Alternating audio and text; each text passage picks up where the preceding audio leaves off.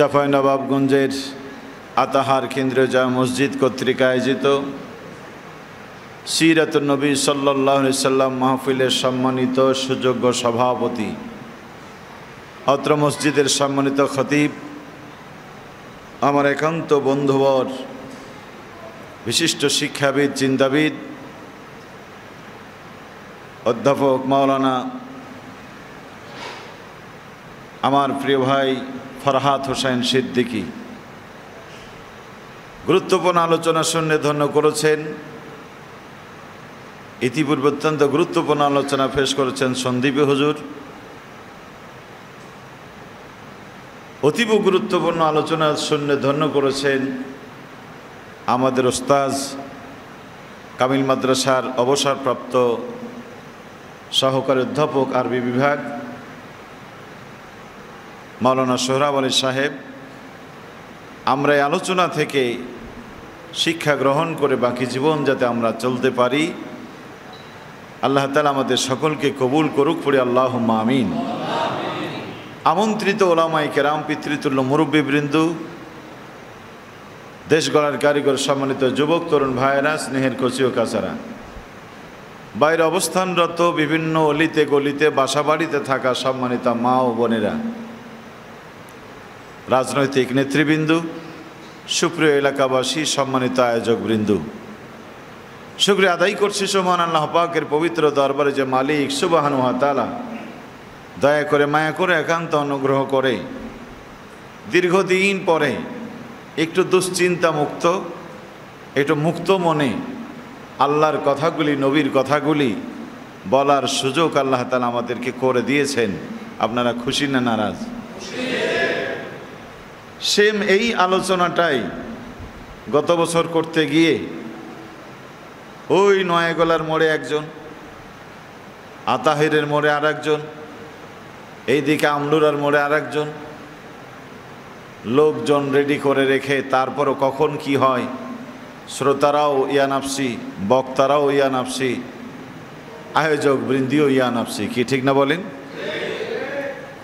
আল্লাহ রাব্বুল আলামিন এহেন পরিস্থিতি থেকে আজকের এই প্রোগ্রামকে মুক্ত করেছেন। আজ কি সেই রকম কোনো দুশ্চিন্তা আপনাদের মাথায় আছে? না জানি বোধহয় উঠায় নিয়ে যাবে। এই যে আমার আপনাদের ভাই কামারুজ্জামান মণ্ডল গেল একমাত্র পিকনিক করতে, আমরা টেলিভিশনে দেখলাম যে সন্ত্রাসী আর জঙ্গির ট্রেনিং দিচ্ছিল, বা সেখান থেকে তাদেরকে উঠায় নিয়ে গেছে, কি ঠিক না বলেন? আজকে কি সেই পরিবেশ আছে? যে আল্লাহ রাব্বুল আলামিন এই পরিবেশ থেকে মুক্ত করে আজকে আমাদেরকে এখানে বসার সুযোগ করে দিয়েছেন।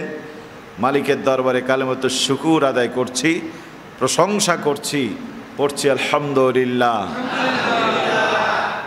শত কোটি দুরূদ ও তাসলিমাত বর্ষিত হোক এই জাতির মহান শিক্ষক, পথপ্রদর্শক, বিশ্বসেরা, বিশ্বনেতা জনাবে মুহাম্মদ রাসূলুল্লাহ সাল্লাল্লাহু আলাইহি ওয়াসাল্লাম, যাকে আমরা জানতে এসেছি, বলতে এসেছি। এমন একজন মানুষ নিয়ে আমরা আলোচনা করতে এসেছি, আল্লাহ তাআলা যাকে সব থেকে বেশি ভালোবাসতেন, পড়েন আলহামদুলিল্লাহ। কারো ভালোবাসার মানুষের প্রশংসা করলে তিনি বড় খুশি হন, কি ঠিক না বলেন? বাবার সামনে কোনো ছেলের প্রশংসা করলে বাবার মন ভরে যায়, আবার ছেলের সামনে বাবার প্রশংসা করলে ছেলের মন ভরে যায়। প্রশংসা এত এটা সেন্সিটিভ জিনিস।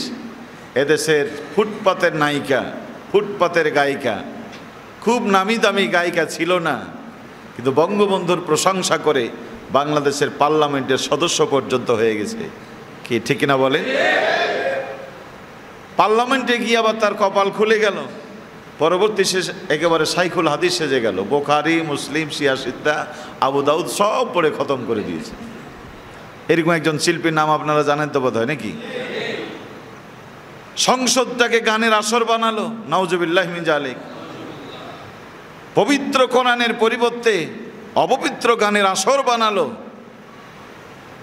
প্রিয় ভাইয়েরা, আল্লাহ তাআলা এদের থেকে হেফাজত করেছেন। আবারও পড়ছি আলহামদুলিল্লাহ। তা আমি যেটা বলছিলাম যে প্রশংসা করলে মানুষ খুশি হয়। আমরা যাকে নিয়ে আলোচনা করতে এসেছি তিনি ছিলেন আল্লাহর সব থেকে বড় প্রিয় অতএব আমরা আশা করি যে এই আলোচনায় আল্লাহ তাআলা আমাদের প্রতি বড়ই খুশি হবেন। আলহামদুলিল্লাহ। যে রাসূলের প্রশংসা আল্লাহ নিজে করেছেন, যাকে পুত পবিত্র চরিত্র দিয়ে পৃথিবীতে পাঠিয়েছেন দ্বীনে হক সত্যের বিধান সহ এটি কোরআন ভিত্তিক সমাজ কায়েমের জন্য। আর তিনি কোরআন ভিত্তিক সমাজ কায়েম করেই সমাজ থেকে হানাহানি, মারামারি, কাটাকাটি, খুন খারাপ, রক্তপাত, জেনে ব্যভিচার, অনশ্বত্ব তুলে দিয়ে এটি সুখী সমৃদ্ধ সর্বাধুনিক পৃথিবী কায়েম করেছিলেন যে রাসূল, তার প্রতি ভক্তিভরা দুরূদ পড়ছি সাল্লাল্লাহু আলাইহি ওয়াসাল্লাম।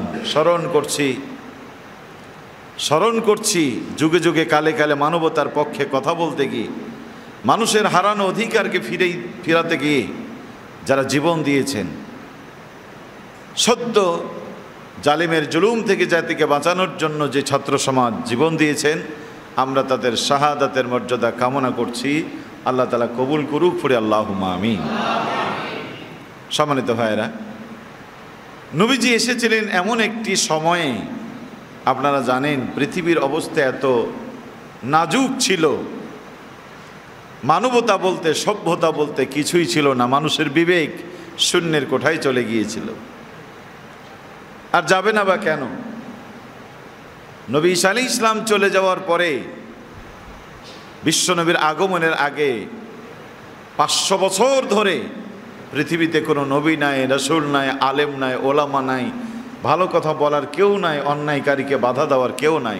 লাগামহীনভাবে জাতি চলছে, জোর যার মুল্লুক তার, যার মনে যা লাগে সে তাই করছে। 500 বছর নাই, ওই অবস্থাটা কত খারাপ হতে পারে একটু যদি আপনি বিগত 15 বছরের দিকে তাকান তাহলে অনুমান করা যায়। বিগত 15 বছর জুলুমের কারণে, স্বৈরাচারের কারণে এদেশের মানুষের ইমানের অবস্থা এত নাজুক। এখানে আল্লাহর কথা বলা যাচ্ছিল না, এখানে নবীর প্রশংসা করা যাচ্ছিল না। নারায়ে তাকবীর বন্ধ হয়ে গেল, তাফসীর মাহফিল বন্ধ হয়ে গেল, আলেমদের জবান বন্ধ হয়ে গেল, নাচ গান, মদ, ইয়াবা, ফেনসিডিল ছড়িয়ে গেল। শিশু কিশোর গ্যাংয়ের নাম করে গ্রাম বাংলার কোমলমতি ছাত্রদের হাতেও মদের মতো মারাত্মক বিধ্বংসী, মানব বিধ্বংসী উপাদান তাদের হাতে তুলে দিল। পড়ে নাউজুবিল্লাহ। এদের অধিকাংশই কিন্তু ছিল নামাজি, এদের অধিকাংশ ছিল হাজী সাহেব, এদের অধিকাংশ ছিল তাহাজ্জুদ গোজারি, এদের কেউ কেউ দিনে রাত্রে 70-80 রাকাত নামাজও পড়তো। কি ঠিক না?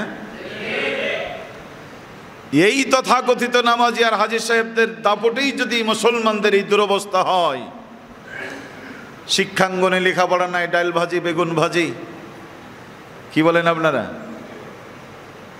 এরপরে সকালবেলায় শরীফকে বিকালবেলা শরীফা বানানো, নারী থেকে পুরুষ বানানো, পুরুষ থেকে নারী বানানো। 15টা বছরে মনে হচ্ছিল না এটা একটা মুসলমানদের দেশ। রাস্তার মোড়ে মোড়ে মূর্তি, ঘরে বাইরে মূর্তি, গোটা দেশ মূর্তি দিয়ে ভরে দিয়েছে। এখানে হকের কথা বলার কোনো পরিবেশ ছিল না। কয় বছরে? 15 বছরেই যদি এই হয়, 500 বছর ধরে কোনো নবী নাই, মানুষের অবস্থা কত ভয়ানক হতে পারে এটা আন্দাজ করা যায়। এইরকম একটি দুর্যোগঘন মুহূর্তে আল্লাহ রাব্বুল আলামিন তার হাবিব বিশ্বনেতা মুহাম্মদুর রাসূলুল্লাহ সাল্লাল্লাহু আলাইহি সাল্লামকে পাঠালেন। আসার আগে বাবা নাই, কোনো কিছু বুঝে না ওঠার আগে মা নাই, আর একটু চিন্তা ফিকির হওয়ার আগে দাদাও নাই। বড় একা হয়ে পড়লেন আমার হাবিব বিশ্বনবী। কিন্তু মা হারার শোক, বাবা হারার শোক, বালিশে মাথার কি কান্নার তো মোহাম্মদ নয়, বরং যারা যাওয়ার চলে গেছে তিনি সমাজ নিয়ে ভাবতে শুরু করলেন। জীবনের একেবারে ছোটবেলা থেকেই হিলফুল ফজল গঠন করলেন, ফুজ্জারের যুদ্ধে অংশগ্রহণ করলেন, মানুষের দুয়ারে দুয়ারে ঘুরলেন শান্তি দেওয়ার জন্য। সমাজের চতুর্দিকে হানাহানি, মারামারি, কাটাকাটি। বাবার কাছে সন্তান নিরাপদ নয়, স্বামীর কাছে স্ত্রী নিরাপদ নয়, জানমালের এতটুকু কোনো নিরাপত্তা নাই। কি করে শান্তি আর মুক্তি দেওয়া যায় সেজন্য পেরেশান ছিলেন আমার নবী মুহাম্মদ রাসূলুল্লাহ সাল্লাল্লাহু আলাইহি সাল্লাম। কিন্তু সমাজের কোনো পরিবর্তন তিনি দেখতে পান না। সমাজের তেমন কোনো পরিবর্তন লক্ষ্য করা যায় না। আরব জাহেলিয়াতের মানুষগুলি 360 দলে ভাগ হয়ে গিয়েছিল। কয় দল? 360 দল, এবং প্রত্যেকের আলাদা আলাদা নেতা ছিল। কাবা ঘরেই আলাদা আলাদা দলের নেতাদেরকে মূর্তি বানায় দাঁড় করিয়েছিল। কি ঠিক না বলেন? 23 বছর নবীজির বয়স। খাদিজার ব্যবসা দেখতে গেলেন, হয়ে গেলেন তিনি ম্যানেজার। কিন্তু আল্লাহ রাব্বুল আলামিন এমন বরকত দিলেন, খাদিজা রাদিয়াল্লাহু তাআলা আনহা ইতিপূর্বে ব্যবসায় কোনোদিন লাভ চোখে দেখতে পান নাই।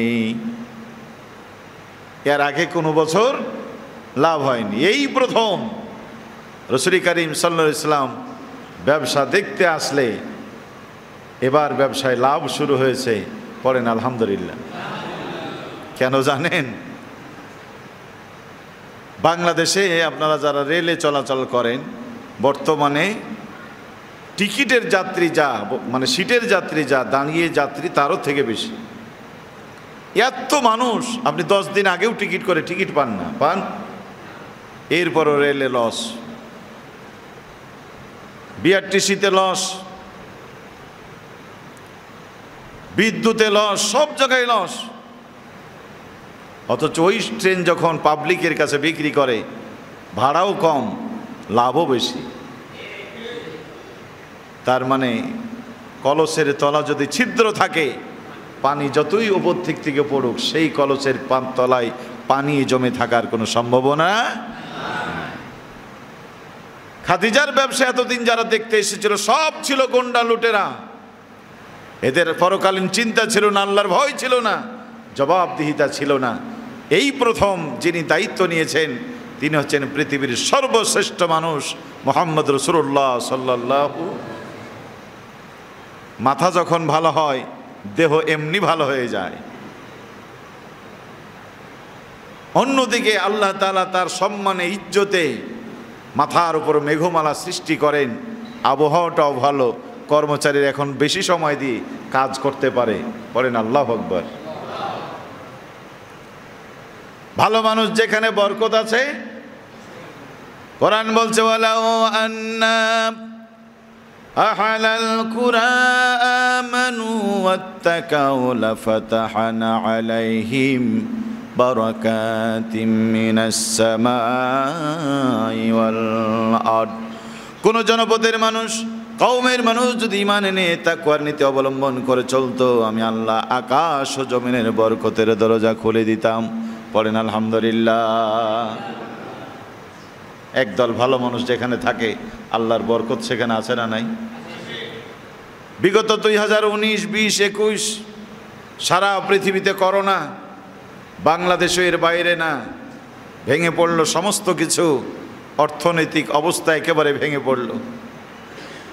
বাংলাদেশ ব্যাংক পর্যন্ত এমন অবস্থা সৃষ্টি হলো, 1 লক্ষ টাকার চেক নিয়ে গেলে সাথে সাথে টাকা দিতে পারে নাই। কিন্তু সেই সময়ও ইসলামী ব্যাংক বাংলাদেশ লক্ষ টাকা নয়, কোটি টাকার চেক বসায় রাখে না, গ্রাহককে সাথে সাথে দিয়ে বিদায় করেছে। পড়েন আলহামদুলিল্লাহ। কি আছে ওখানে? টাকা তৈরির মেশিন আছে? কি আছে ওখানে বলেন? ওইখানে আছে একদল সৎ যোগ্য কর্মচারী, যারা ছাত্র জীবনে ছিল নামাজি, তাহাজ্জুদ গুজারি। এদের অধিকাংশই একামতে দিনের কর্মী ছিল, দায়িত্বশীল ছিল। এরা প্রশিক্ষণপ্রাপ্ত, আমানতের হেফাজতের জন্য এরা রাতের বেলায় পহরা দিয়েছে। বাবার রিক্সা চালানো টাকা, মায়ের ডিম বেচানো টাকা এরা নষ্ট করে নাই। এরা মদ জুয়া হাউজি খেলে, প্রেমিকার মোবাইলে SMS দিয়ে তারা টাকা নষ্ট করে নাই। পড়েন আলহামদুলিল্লাহ।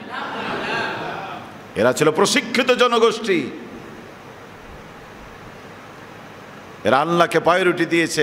আজান হয়ে গেছে, সমস্ত কিছু বন্ধ, আগে নামাজ তারপরে কাজ। কি ঠিক না বলেন? একদল সৎ যোগ্য লোকের কারণে আল্লাহ রাব্বুল আলামিন এই ব্যাংকে এত বরকত দিয়েছিলেন। করোনাকালীন সময়ে এই ব্যাংকের কোনো ক্ষতি তেমন লক্ষ্য করা যায় নাই। পড়েন আলহামদুলিল্লাহ।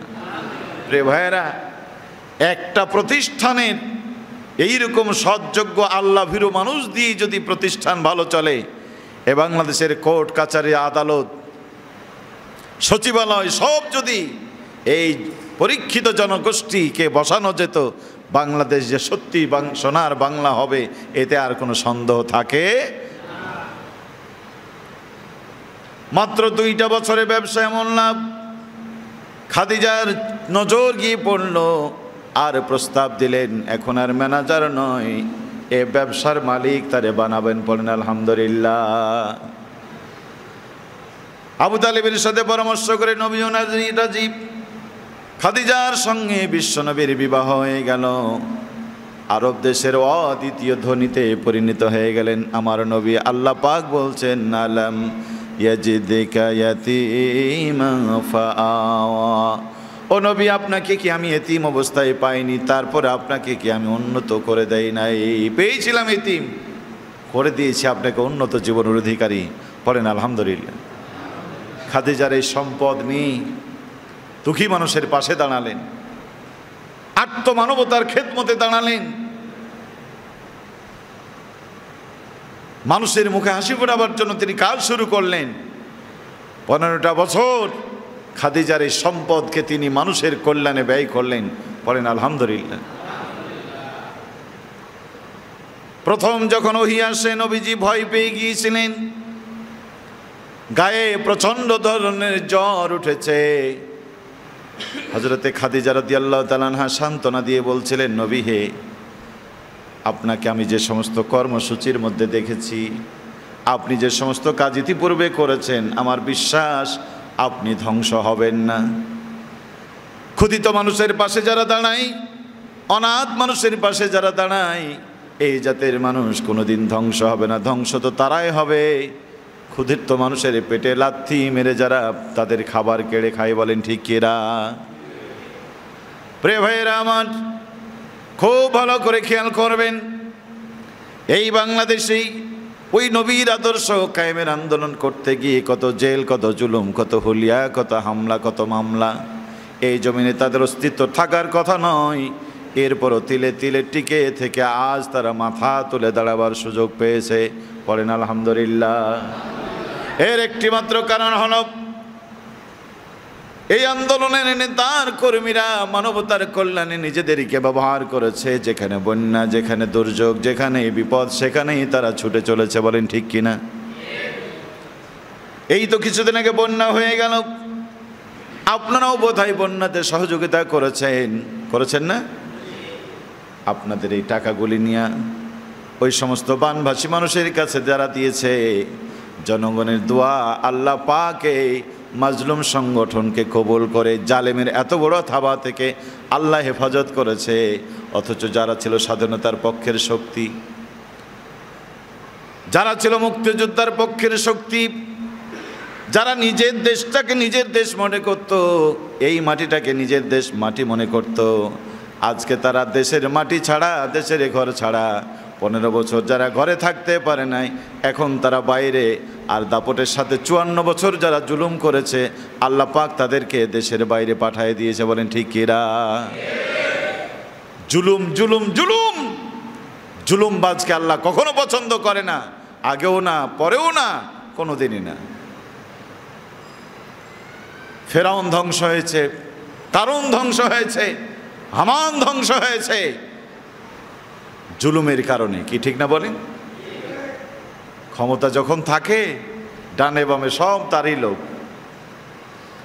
ফেরাউন যখন ক্ষমতায় ছিল, ডানে বামে সামনে পেছনে সব তার লোক, তার পায়ে সেজদা দেয়। মুসা আলাইহিস সালামের যে কোনো লোক আছে তার চোখে পড়তো না। কিন্তু ফেরাউন যখন ধ্বংস হলো, কোরআন বলছে ফামা বাকাত আলাইহিমুস সামাউ ওয়াল আরদ ওয়া কানু মুজারিন।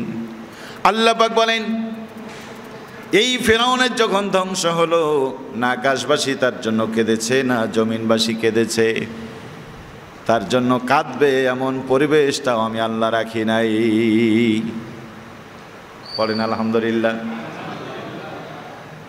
5 আগস্ট দুপুর পর্যন্ত সব তাদের লোক, হাটে ঘাটে বাজারে বন্দরে ফুটপাতের লোকেরাও তার লোক। মুচির ঠেলায় সহ্য করা যায় না, চায়ের দোকানদারের গলা বাজিতে থামা যায় না, হুজুর মুজুর পর্যন্ত তার হয়ে গেল। এদেশের একদল আলেমরা বলল, তুমি আমাদের মা, তুমি ছাড়া আমরা বাঁচব না। বলে নাই? বলে নাই? তাকে বলল তুমি আমাদের মা, অথচ এই মা সন্তানদেরকে 5ই মে শাপলা চত্বরে রক্তাক্ত করে অসংখ্য আলেমদের লাশ পর্যন্ত পরিবারের কাছে ফিরাই দেয় না। ঠিক কিনা বলেন? সেই নিহিত শহীদদের রক্ত শুকাতেই তারা এই মায়ের কাছে আত্মসমর্পণ করেছিল। জাতি অবাক নেত্রে তাকিয়ে আফসোস করেছিল, এই রক্তের সাথে বেঈমানি আল্লাহ বরদাস্ত করবে না। ঠিক কিনা বলেন? দেশের বড় হুজুর কাফিলউদ্দিন সরকার সালেহী, সে তো গিয়ে বলে আপনি জান্নাতি। হায় রে প্রশংসা! অথচ এরাই অসংখ্য দিন দার্স দিয়েছে, জামুদি হাল ফাসিক কাদিবাল্লাহ ইহতিজাতিল আরশ। ফাসিকের প্রশংসা যখন হয়, আল্লাহর রাগান্বিত হন, আল্লাহর আরশ পর্যন্ত কাঁপতে থাকে। এগুলি জেনে শুনেও ফাসিকের প্রশংসায় এত পঞ্চমুখ ছিল, এই ফাসিককে জান্নাতি বলেও ঘোষণা করেছে। ঠিক কিনা বলেন? ডানে বামে সামনে পিছনে সব, তারা ছাড়া আর মনে হচ্ছিল না এই দেশে আর কোনো মানুষ আছে। কি ঠিক না বলেন? কিন্তু আল্লাহ রাব্বুল আলামিন 5 তারিখে বিদায় করে দেওয়ার পরে আজকের দিন তাকায় দেখেন, ফেরাউনের কথা বলার মতো মানুষ যেমন ছিল না, কালের ফেরাউনের পক্ষে কথা বলার আর কেউ নাই।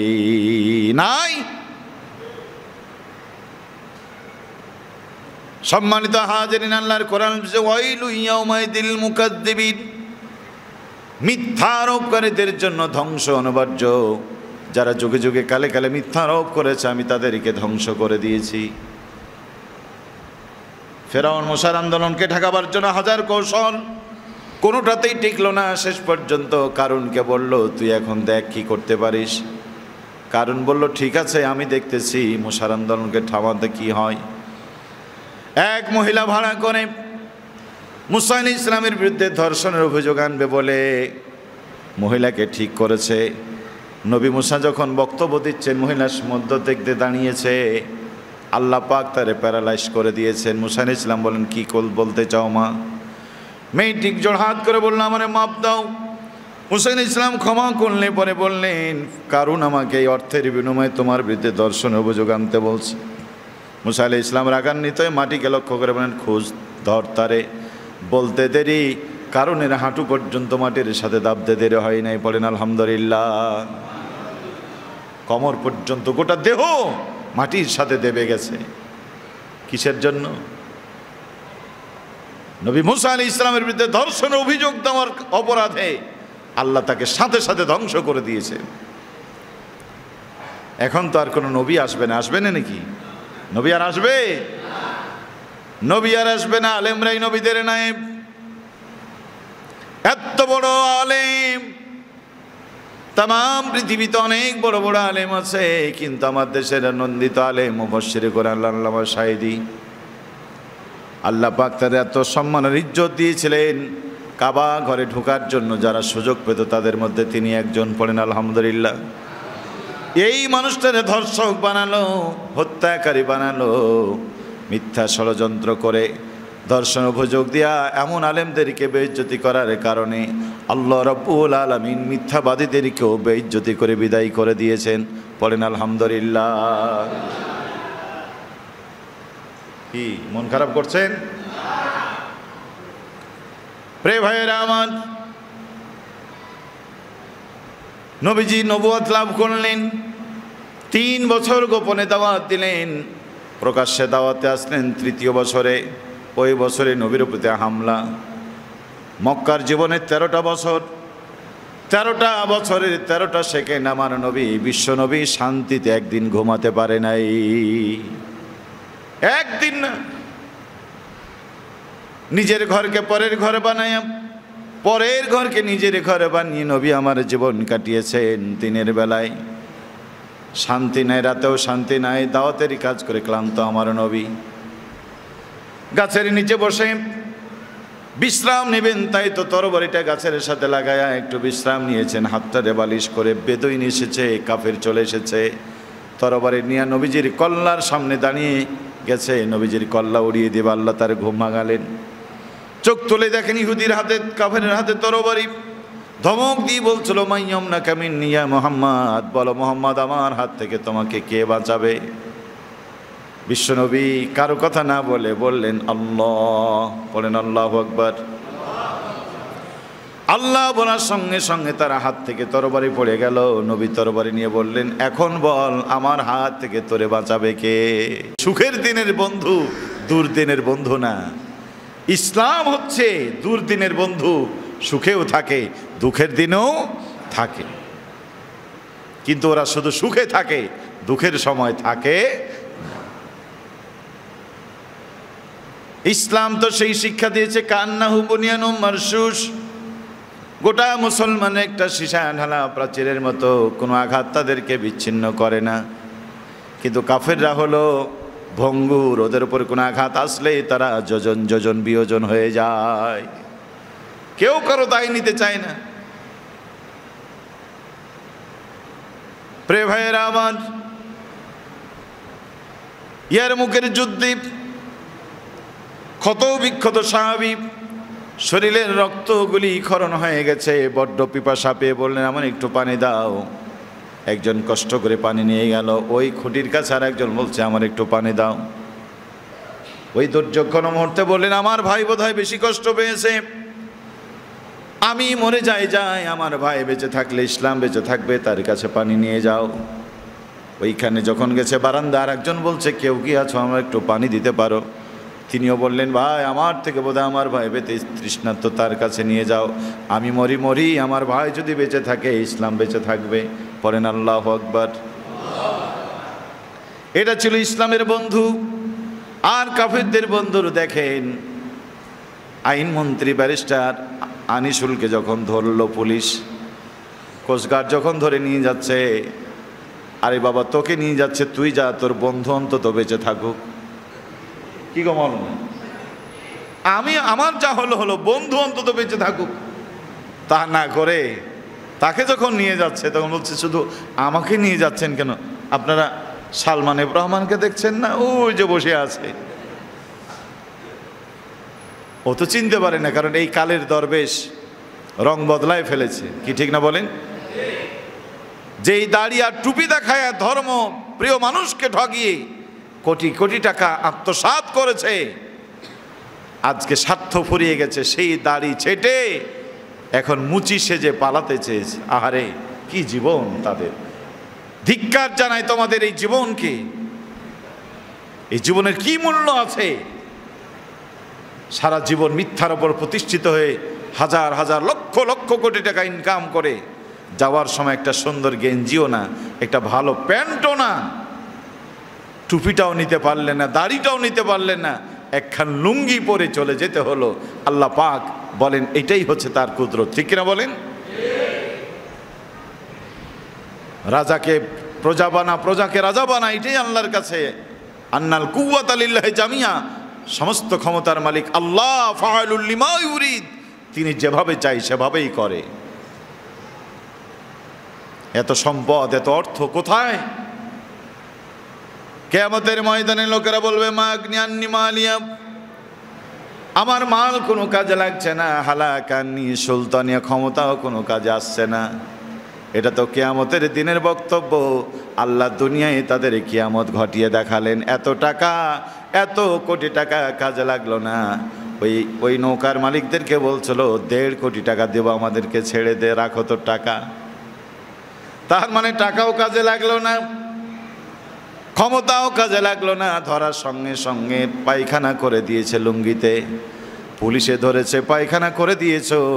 যেদিন ফেরেশতারা ধরবে, পেটের নাড়ি ভুঁড়ি পায়খানা দিয়ে রাস্তা দিয়ে বেরিয়ে যাবে। ঠিক না বলেন?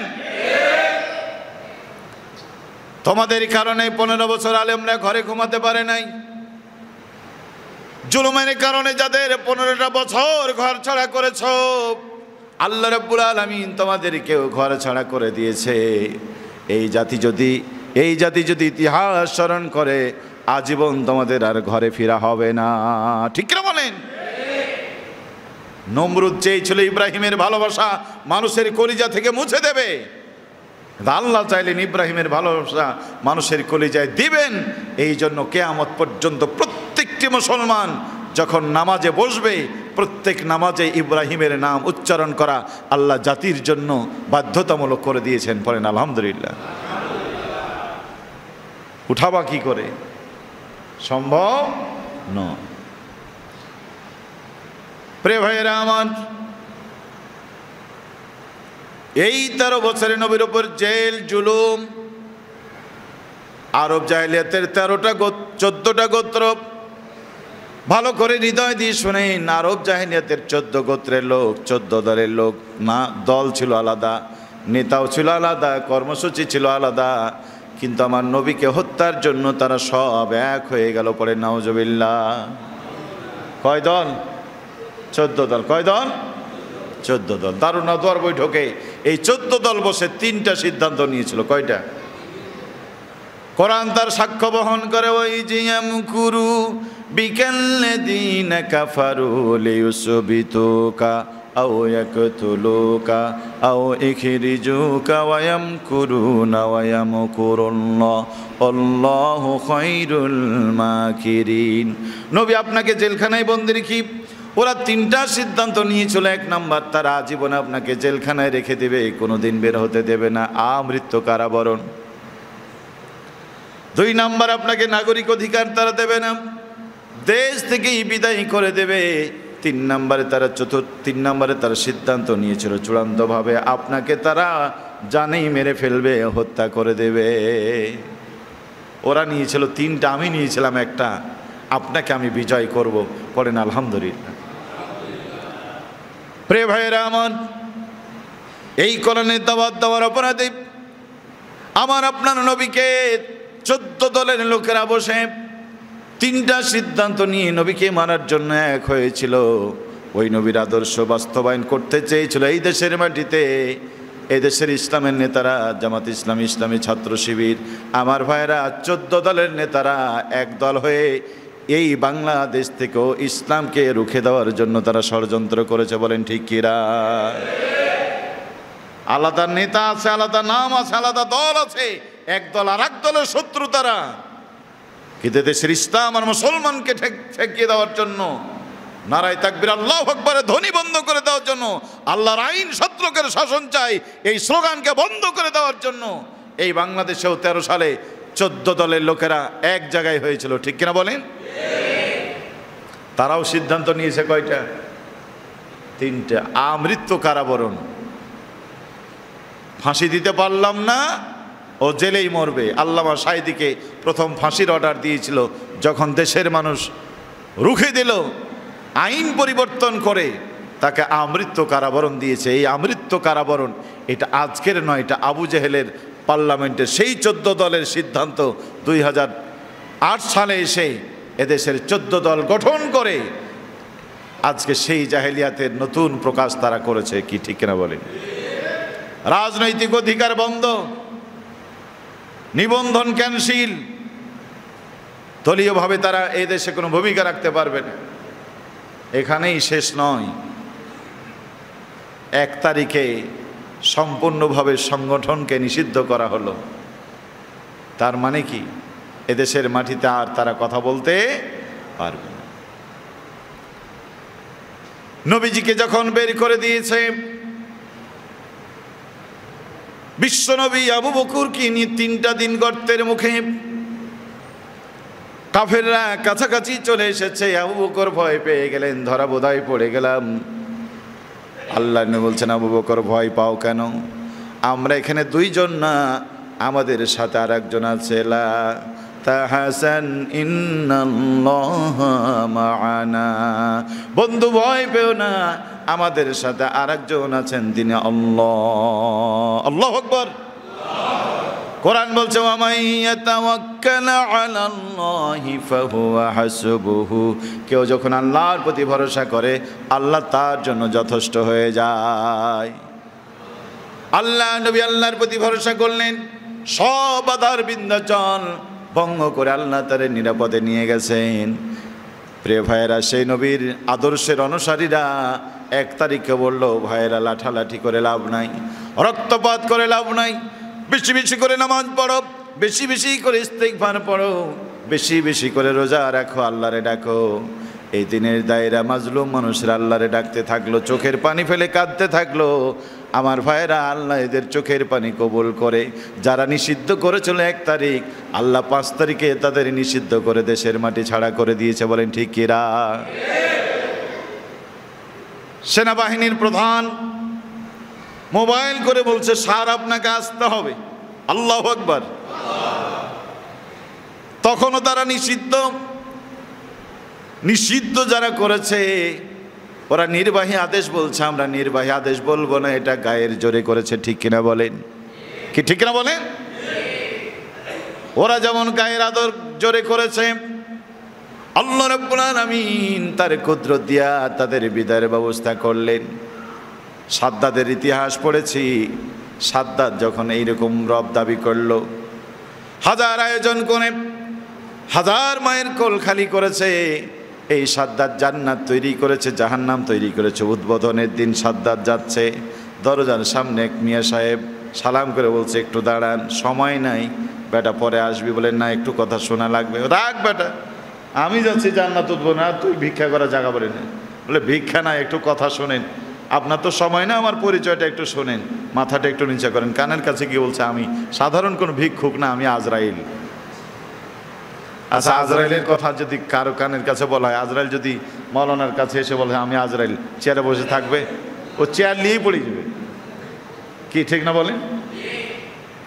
সাদ্দাত বলছে, আমি বুঝতে পেরেছি আমার দিন শেষ, আমি একটু খালি ভিতরে যাব, উদ্বোধন করেই চলে আসব। সাদ্দাত বলছে, সে সময় নাই, যতটুকু সময় ছিল তর্ক করে করে কাটিয়ে দিয়েছ, ভিতরে যে আসা তো দূরের কথা, ঘোড়ার পিঠ থেকে নামার সময় তোমার পর্যন্ত হবে না। 4 তারিখ হুমকির পর হুমকি। এক অফিসার এসে বলছে, স্যার আর উপায় নাই, এই যে দেখেন যারে মারি সেই পরে, বাকি শুধু আগায় আর আগায়, এদেরকে আর ফেরানো যাবে না, এখন আপনারাই সরে যান। মাথা গরম। 5 তারিখ সকালে আরো মাথা গরম, গরম। সেনাপ্রধান বলল, আপা চলে যেতে হবে। তিনি বললেন, বলো কি, তোমাদেরকে আমরা বাছাই করে এনেছি। শেষ পর্যন্ত যখন যাওয়ার কথা হলো, এমন অবস্থা হলো, রান্না করা ভাত খাওয়ার সময় হলো না। কি ঠিক না বলেন? বড় বড় মাছের চাকা আর মুরগির ঠ্যাং সব ফেলে রেখে চলে যেতে হয়েছে, রান্না করা খাবার সুযোগ পর্যন্ত।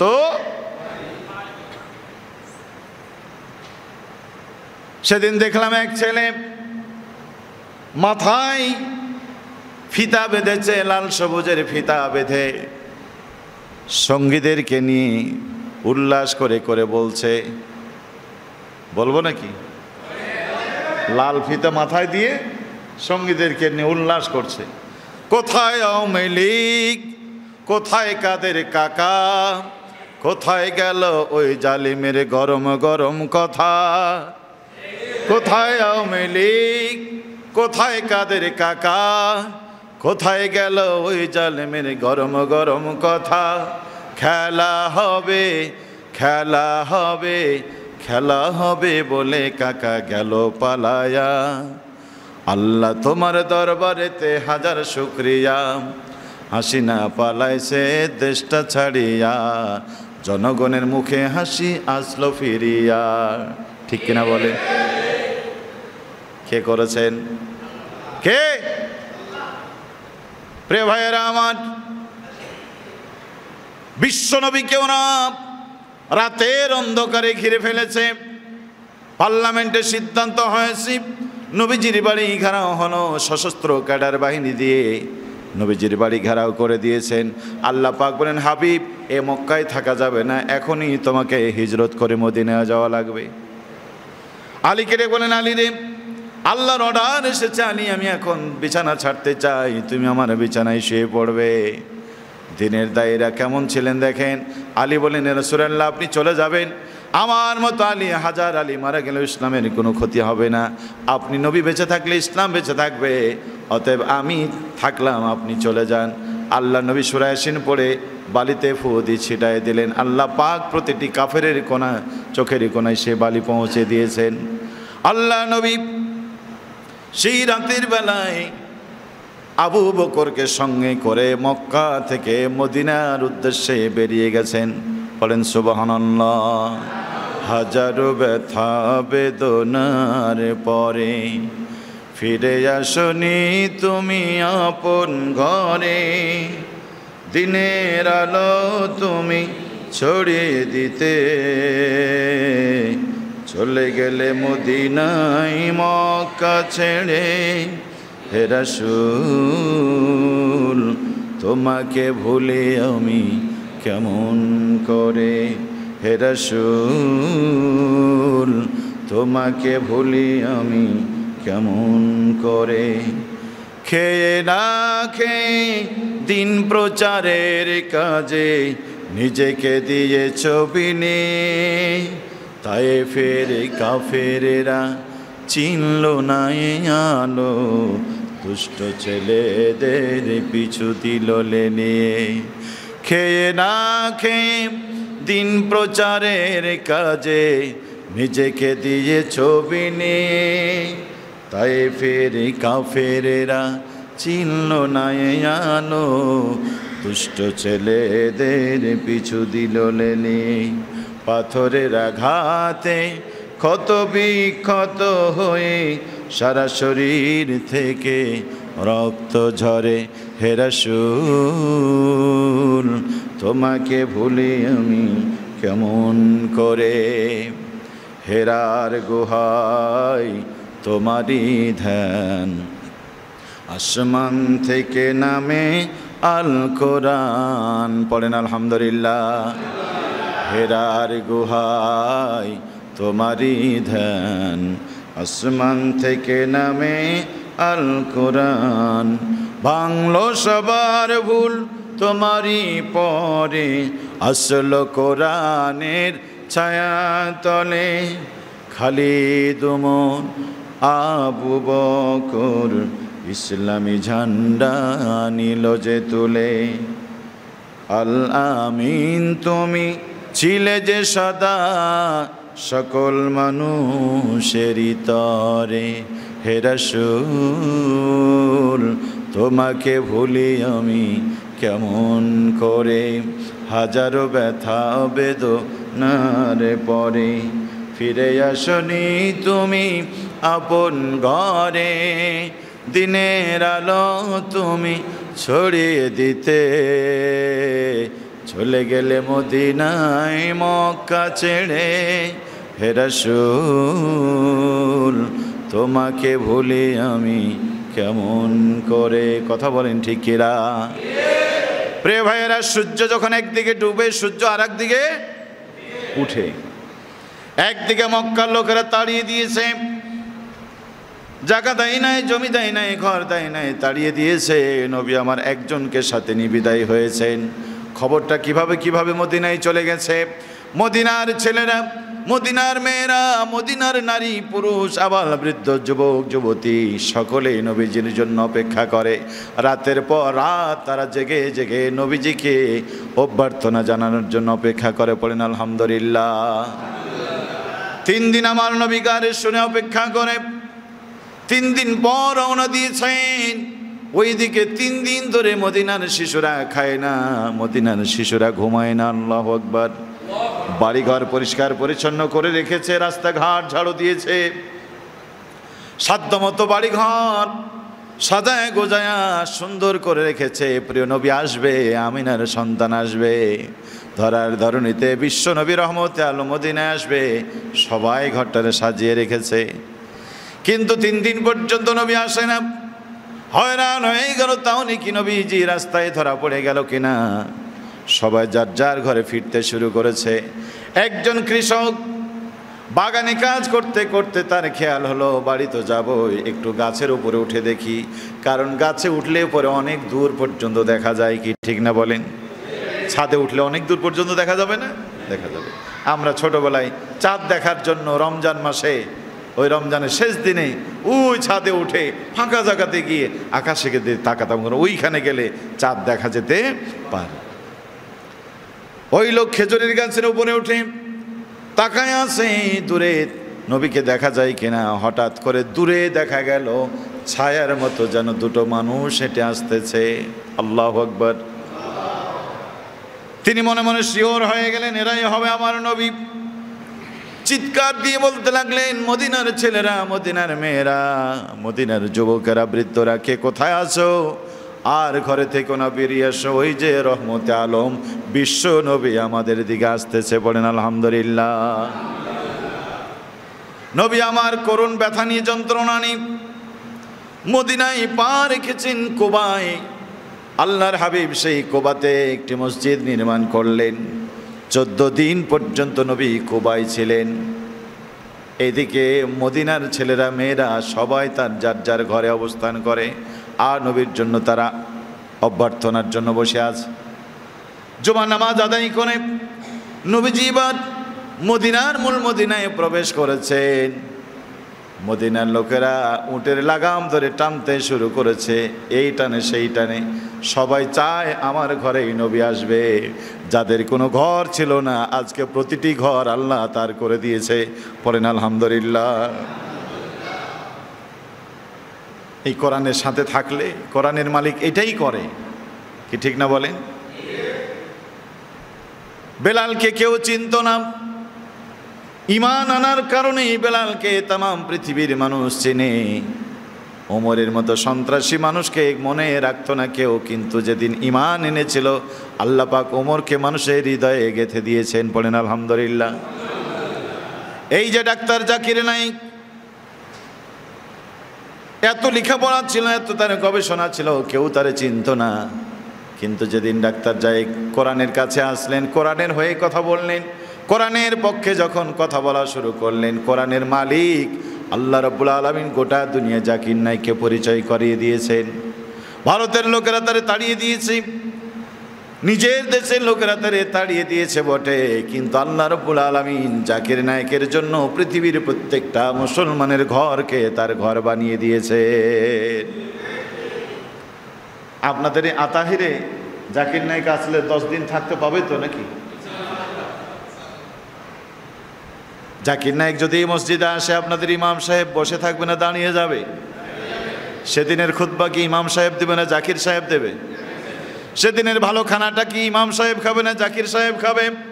সেদিনের ভালো বিছানাটা ইমাম সাহেব নেবে না, সভাপতি নেবে না।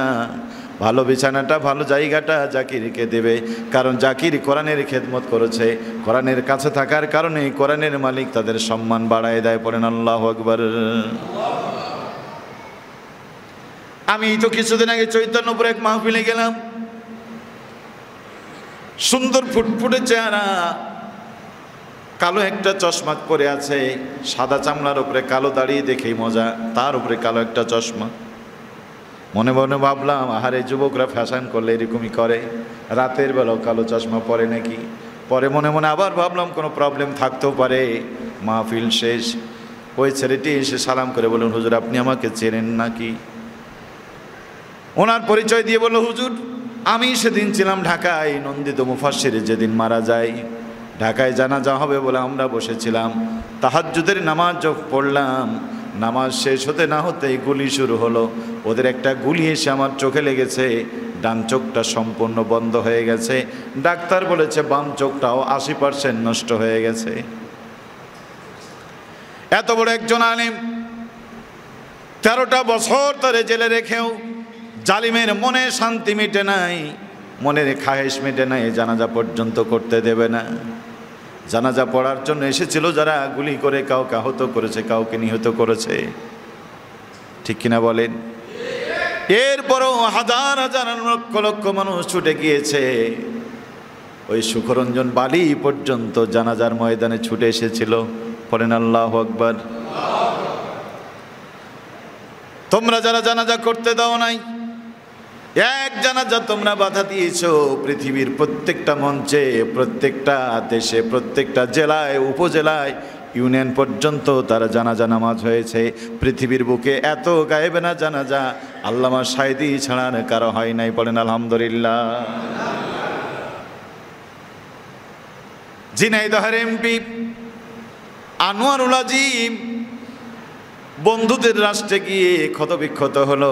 মেয়েটা কাঁদতে কাঁদতে বলল, আমাকে এক টুকরা লাশ দাও, বাবার এক টুকরা লাশ সামনে রেখে জানাজা পড়ব। মেয়েরে তোর কান্নার সাথে আমরাও একমত, বাবা যতই খারাপ হোক মেয়ের কাছে খারাপ হয় না, ছেলের কাছে খারাপ হয় না, ঠিক কিনা বলেন? তোর বাবার জন্য তুই কাঁদছিস, আমরা মনে করি তোর কান্না যৌক্তিক, কিন্তু তুই তো ছোট ছেলে ছোট মেয়ে না। তোর বাবা যেদিন অসংখ্য মানুষকে মেরেছিল প্রতিবাদ তো করিস নাই। তোর প্রতিবেশীকে তোর বাবা ধরে এনে মেরে চোখ দুটো তুলে নিয়েছিল, কথা বলিস নাই। আল্লামা সাঈদীর জানাজাতে গিয়েছিল যারা, ফিরে আসা মানুষের উপর অত্যাচার করেছিল, প্রতিবাদ করস নাই। এত বড় আলেমের জানাজা যারা হতে দেয় নাই, আল্লাহ তাদের জানাজা তো দূরের কথা, দেহটা পর্যন্ত তাদের কাছে দেয় নাই, ঠিক কিনা বলেন?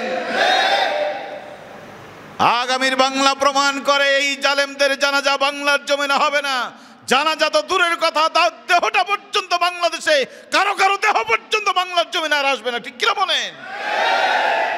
তাদের জন্য দুটো ভবিষ্যৎ অপেক্ষা করছে, হয় দেশের বাইরে জীবন কাটিয়ে দিতে হবে, আর দেশে যদি আসে, আপনি বলছেন কাছে আছে চট করে ঢুকে, ছেলে বলো যে চট করে আসবেন, কট করে ধরে নেব, কি ঠিক না?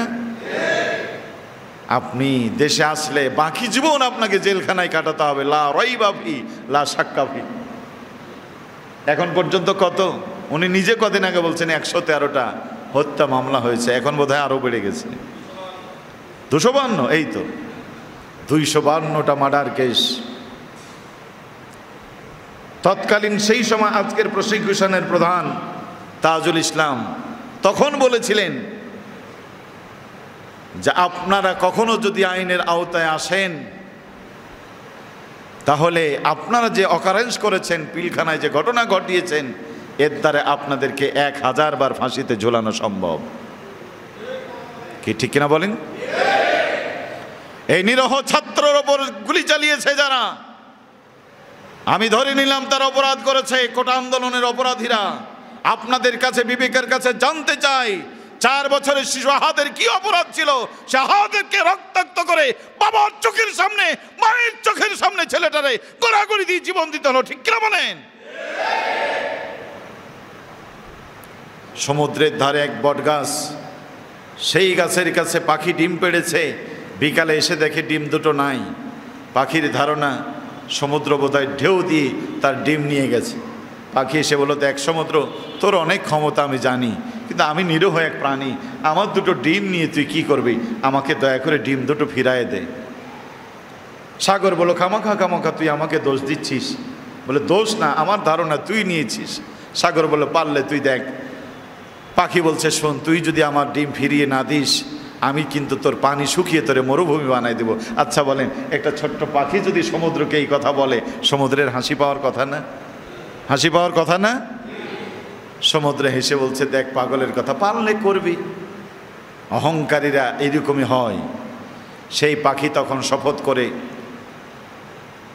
ওই সমুদ্রের ঠোঁট লাগাইয়া পানিটুকু নেয়, আর দূরে এক মরুভূমিতে ফেলে আসে। 1 বার 2 বার 5 বার 10 বার যখন করেছে, সমুদ্র ভয় পেয়ে সে আর একটা ঢেউ দিয়ে তার ডিম ফিরায় দিয়েছে। সেই বটগাছ দাঁড়িয়ে এই তামসা দেখে বলল, সমুদ্র, তোর এত ক্ষমতা, পাহাড় পর্বত সব ভেঙে গুড়িয়ে নিস, আর একটা পাখির কাছে হার মেনে গেলি? সমুদ্র বলছে, দেখ বটগাছ, আমি পাখির কাছে হার মানিনি, আমি হার মেনে গেছি এক মায়ের কাছে। কার কাছে? এক মা তার ডিম ফিরে পাওয়ার জন্য, সন্তান ফিরে পাওয়ার জন্য যে কাকুতি শুরু করেছে, সে মায়ের চিৎকার যদি তার মালিক আল্লাহ রাব্বুল আলামিন শুনেন, আমার মতো সমুদ্রকে মুহূর্তের মধ্যে শুকিয়ে দেওয়া ওই মালিকের জন্য কোনো কঠিন বিষয় নয়, ঠিক কিনা বলেন? একটা মায়ের আত্মচিৎকার আকাশ বাতাসকে ভারী করে দেয়। সেদিন আনোয়ারুল আজিমের সামনে কেঁদে বলেছিল, মা, সন্তানটাকে মারবি তো চোখ কেন তুললি? মেরেই যদি ফেলবি, চোখ কেন তুলবি? আঁচল তুলে বলেছিল, মালিক তোমার কাছে বিচার দেব। এক মায়ের চোখের পানিতে আনোয়ারুল আজিমের দেহটা খণ্ড বিখণ্ড হয়ে কুকুর শিয়ালের খাবার হয়েছে, খুঁজে পর্যন্ত পাওয়া যায় না, ঠিক কিনা বলেন?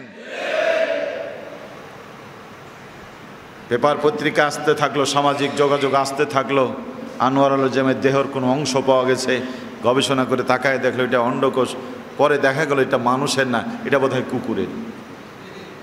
দেখেন নাই সামাজিক যোগাযোগ? প্রিয় ভাইয়েরা, ওয়াজুরিবাত আলাইহিমুল জিল্লা ওয়াল মাসকানা ওয়া বাউ বিগাদাবিন মিনাল্লাহ, আল্লাহর গজব যখন আসে তখন জালেমের এই পরিণত হয়। কি ঠিক না বলেন? নিরহ মায়ের কান্না, নিরহ বোনের কান্না। আমাদের ওস্তাদ বলে গেছে আয়না ঘর, আয়না ঘরের জন্ম দিয়েছে যারা, আর এই আয়না ঘরের সাথে সম্পর্ক ছিল যাদের, আল্লাহর কিয়ামতের ময়দানে তাদেরকেও জবাব দিতে হবে। ঠিক কিনা বলেন? যারা তওবা যদি না করেন, তওবা করে যদি ফিরে না আসেন, আয়না ঘরের জন্মদাতাদের সাথে হিসাব দিতে হবে। ঠিক কিনা বলেন? সম্মানিত হাজিরিন, কথা লম্বা হয়, রাত বেশি হয়। রাসূল করিম সাল্লাল্লাহু আলাইহি সাল্লাম যেখানে তার ঘর ছিল না, বাড়ি ছিল না, এরা তাড়িয়ে দিয়েছে, আর মদিনার লোকেরা সব দরজা খুলে দিয়েছে। পড়েন আল্লাহু আকবার।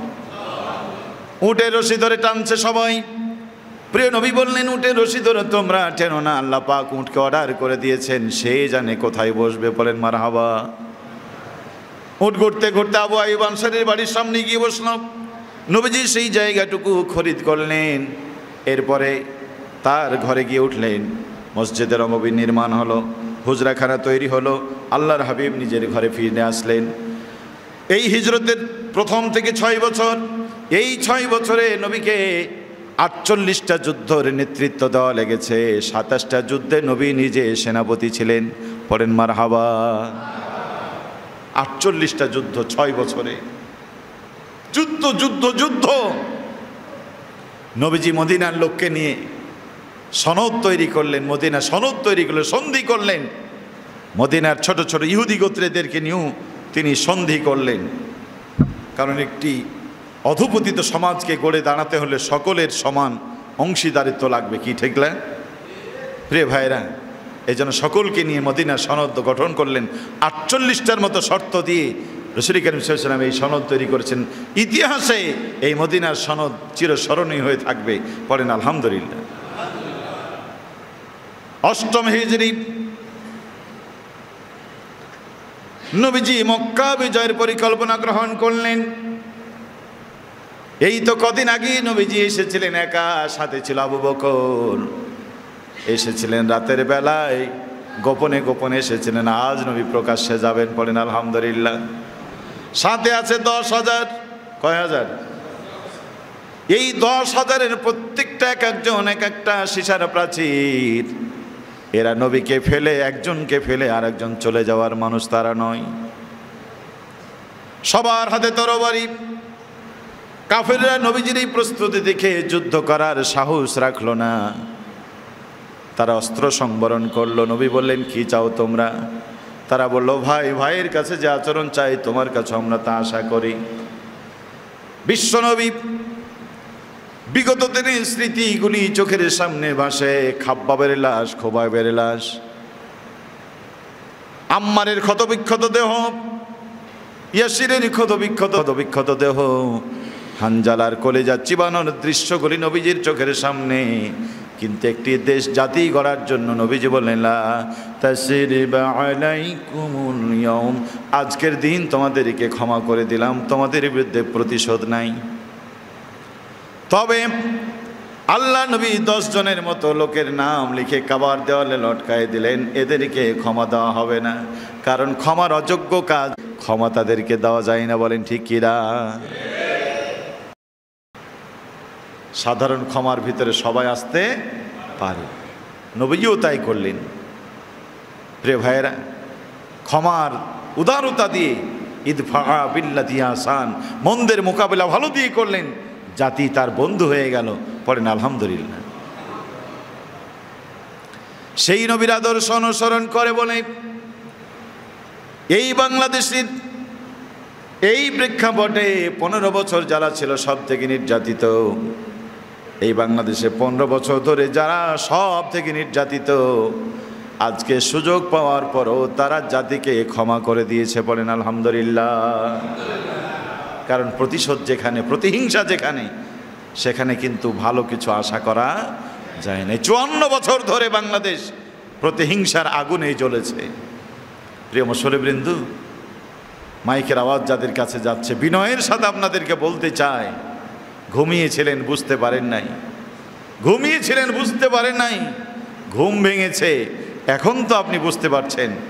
ঘুমের ঘরে মাথা থাকার কথা ছিল বালিশের ওপরে, ঘুমের কারণে মাথা ঢুকে গেছে বালিশের তলে, আপনি বুঝতে পারেন না। এখন তো ঘুম ভেঙেছে, এখনও যদি মাথা বালিশের তলে থাকে, আপনার পরিবারের লোক ভাবছে মারা গেছে, আপনার জন্য দাফনের ব্যবস্থা করবে, ঠিক কিনা বলেন? বুঝতে পারেন না এরা কারা, এখন বুঝেছেন। এখনো যদি তাদের সাথে থাকেন তাহলে জাতি আপনাদেরও দাফনের ব্যবস্থা করবে। হাতে তসবিহ নিয়ে মাথায় পট্টি বেঁধে কাঁদতে কাঁদতে শপথ পড়তে দেখে ভুলে গিয়েছিলেন, অথচ এই পট্টিওয়ালা আর এই তসবিহওয়ালারাই রাতের বেলায় নাকি তাহাজ্জুদের নামাজ আর সকালে কোরআন ছাড়া যাদের ঘুম ভাঙে নাই, অসংখ্য আলেমদেরকে পঙ্গু করার জন্য আইনা নির্মাণ করেছিল তারা, ঠিক কিনা বলেন? এই তাহাজ্জুদ নামাজ পড়া হাসিনাকে আপনারা দেখেছেন, কিন্তু বাবার হত্যার প্রতিশোধের দাবানলে চলে ওঠে সেই সেনাবাহিনীর অফিসার, তার ফাঁসি হয়েছিল বজলুল হুদার, ফাঁসির মঞ্চ থেকে ডেকে বুকের উপর পা দিয়ে ছুরি দিয়ে গলা কেটে দেওয়া খুনি হাসিনাকে চিনতেন না, ঠিক কিনা বলেন? এতিমের মাথায় হাত দিয়ে কান্নারত শেখ হাসিনাকে আপনারা চিনতেন, কিন্তু হাজারো মায়ের কোল খালি করে এতিম বানানোর মহানায়িকা এই প্রতারককে চিনতেন না। আজকে জাতির চোখ খুলে গেছে, ঠিক কিনা বলেন? দেশ সাথে যতটা মারা গিয়েছিল 25শে ফেব্রুয়ারি পিলখানায় হত্যাকাণ্ডের ভিতরে, ঠিক কিনা বলেন? এত কিছু করার পরেও যদি মনে করেন যে না তারাই ভালো, আপনার বিবেক আছে বলে আমার মনে হয় না, আপনি বেঁচে আছেন বলে মনে হয় না, আপনার ভিতরে মানবতা আছে বলে একরামুল বিশ্বাস করে না, ঠিক কিনা বলেন? আর সন্ত্রাসী জঙ্গি কাকে বলছেন আপনি? যাদেরকে সন্ত্রাসী আর জঙ্গি বলে বলে আসছেন, এই তথাকথিত সন্ত্রাসের জঙ্গিরা করোনাকালীন সময় যখন বাবার পাশে ছেলে ছিল না, ছেলের পাশে বাবা ছিল না, এরাই নিজের জীবনে ঝুঁকি নিয়ে গোসল দিয়েছে, দাফন করেছে, কাফন দিয়েছে, কবরের পাশে দাঁড়িয়ে দোয়া করেছে, ঠিক কিনা বলেন? দেশে যখন দুর্যোগ আসে তখন এই তথাকথিত যাদেরকে আপনার সন্ত্রাসী বলেছেন আজীবন, তারাই তাদের পাশে গিয়ে দাঁড়ায়। এই 75 বছরের বৃদ্ধ মানুষটা কোমর জলে বস্তা মাথায় করে ফিরে যায়। এজন্য ইতিহাসের পাতায় ওমরকে আমরা দেখি অর্ধজাহানের খলিফা হয়ে আটার বস্তা মাথায় করে ক্ষুধার্ত মানুষের ঘরে পৌঁছে দিয়েছিল যে ওমর, আজকে বাংলার ওমর ডক্টর শফিকুর রহমান কোমর জলে নেমে গিয়ে মানুষের মধ্যে খাবার বিতরণ করছেন, কি ঠিক কিনা বলেন? হাসপাতালে যান, তথ্য নিন, এদেশের মুমূর্ষ রোগীর জীবন বাঁচাতে রক্তদানের কর্মসূচিতে বাংলাদেশ ইসলামী ছাত্র শিবির যা ভূমিকা রেখেছে পৃথিবীর ইতিহাসে তার নজির নাই, ঠিক কিনা বলেন?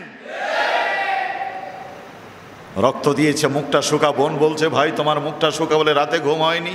মা বলছে কিরে খোকা তোর মুখটা শুকা শুকা, বলে মা রাতের বেলায় ঘুম হয়নি। ওরা বলে নাই মা রক্ত দিয়েছি, মা মন খারাপ করবে, বোন মন খারাপ করবে বলে ওরা বান করেছে, বান করে কাটিয়ে দিয়েছে। এই জাতীয় হাজারো বার তারা রক্ত দিয়েছে, লক্ষ ছেলেরা রক্ত দিয়ে বাংলার জমিনকে নতুন করে বাঁচিয়েছে যারা, তাদেরকে সন্ত্রাসী বলে যারা, এদের মতো সন্ত্রাসী পৃথিবী তার একজনও নয়। আমার মতো লোকটাকে কেউ যদি অন্ধ বলে, আমার চোখ আছে না, কি বলে চোখ আছে না আমার, আমাকে যদি কেউ অন্ধ বলে তার থেকে বড় অন্ধ কেউ আছে?